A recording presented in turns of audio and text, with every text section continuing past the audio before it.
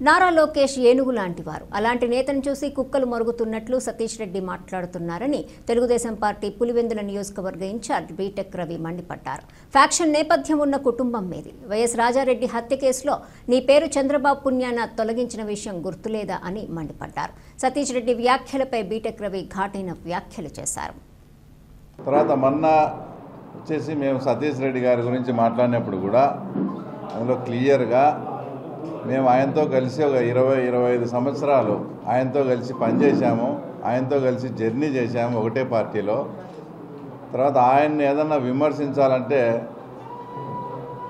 మా మనసు కూడా అంటే కొంచెం స్టెబిలైజ్ చేసుకొని అంగీకరించాలా, ఆయన ఏదంటే అది మాట్లాడుతున్నాడు. కాబట్టి దానికే కొంత మాకు సమయం పట్టింది అని మేము క్లియర్గా చెప్తే దాన్ని కూడా ఆయన వ్యంగ్యంగా అంటే దొంగలు పడిన నెలకు కుక్కలు మురిగినట్టు తర్వాత ఇప్పుడు వచ్చి ప్రెస్ మీట్ ఇస్తారని దాన్ని కూడా అది కాదు వ్యంగ్యంగా మాట్లాడడం.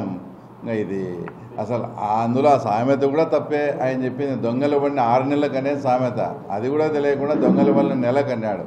సరే, ఏదైనా మేము కాదు మురిగేది, లోకేష్ అనే ఒక ఏనుగును చూసి ఆ తర్వాత వైఎస్ఆర్సీపీ మీలాంటి కుక్కలంతా కూడా ఆ ఏనుగును చూసి మరుగుతున్నారు అంతే తప్ప మేమేమి దొంగల పడిన 6 నెలలకు కాదు. మేము క్లారిటీ కూడా ఇచ్చాం.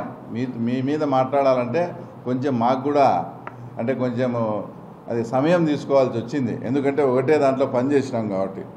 తర్వాత నా గురించి వ్యక్తిగతంగా రామలింగారెడ్డిని ఏదో హత్య చేసి ఏదో పదవి కోసం అది ఇదని మాట్లాడాడు.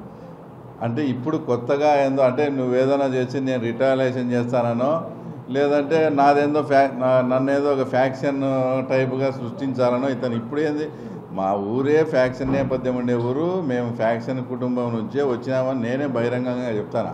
ఆయన ఇంకోటి కూడా మర్చిపోయినాడు, అంతకుముందు మా ఊరు పెద్దరవెన్న మీద కూడా అటాక్ జరిగింది, అవన్నీ కూడా ఆయన మర్చిపోయినాడు. అప్పుడు పరిస్థితులను బట్టి దాన్ని బట్టి మేము ఏదో మా ఫ్యామిలీ మీటింగు మా ఊర్లో ఉండే గ్రూప్ని అంతా డిస్కస్ చేసుకొని అప్పట్లో ఏది మంచో ఏది చెడ్డో ఆ నిర్ణయం అప్పుడు తీసుకుంటాం. నిజంగానే ఒక మర్డర్ కేసులో తర్వాత ఉంటానే ఆ మర్డర్ కేసు నా మీద పడేటట్టయితే నాకు కోర్టు క్లీన్ చిట్ ఇచ్చింది. అలాగైతే అసలు వైఎస్ రాజారెడ్డి హత్య కేసులో సతీష్ రెడ్డి వచ్చేసి ముద్ద ఎఫ్ఐఆర్లో ఉన్నాడు.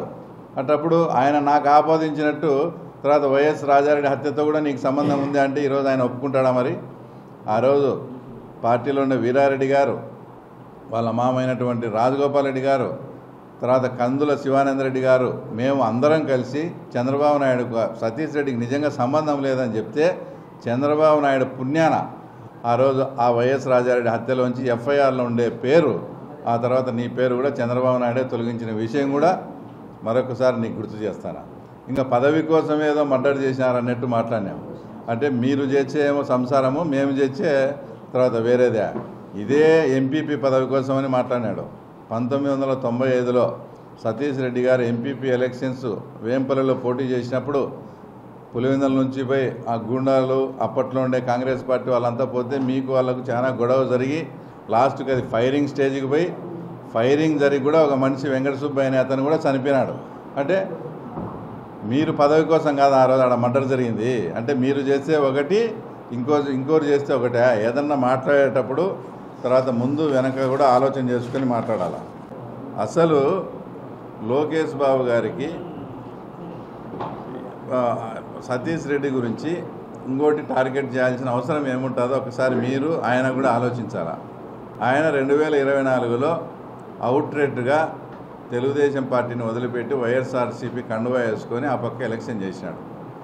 నాకు తెలిసి ఆయన ఫ్రెండ్స్ కానీ శ్రేయోభిలాసులందా ఏంది ఇంత పని చేసుకుంటేవి, తీరా గవర్నమెంట్ వచ్చేటప్పుడు ఇన్నాళ్ళు కష్టపడి తీరా గవర్నమెంట్ వచ్చేటప్పుడు ఆ పార్టీలోకి పోయి ఇట్లా చేసుకోనని అందరూ చెప్తా సతీష్ రెడ్డి గారికి నిద్రలేని రాత్రులు ఉన్నాయి, లోకేష్ బాబుకి కాదు. ఆయన ఇంకోటి ఏదో తీవ్ర పరిణామాలు ఉన్నాయంటే ఏదన్నా భౌతిక దాడులు అనుకొని ఆయన ఏదంటే అది మాట్లాడినాడు. మా దృష్టిలో తీవ్ర పరిణామాలంటే లోకేష్ బాబు గారిని కూడా మొన్న నేను ఆ మాటలు కూడా అనకూడదు, లోఫర్ గీఫర్ అని కూడా మాట్లాడడం జరిగింది. అలాంటి మాటలు మాట్లాడినప్పుడు చాలా తీవ్ర పరిణామాలు ఉంటాయి.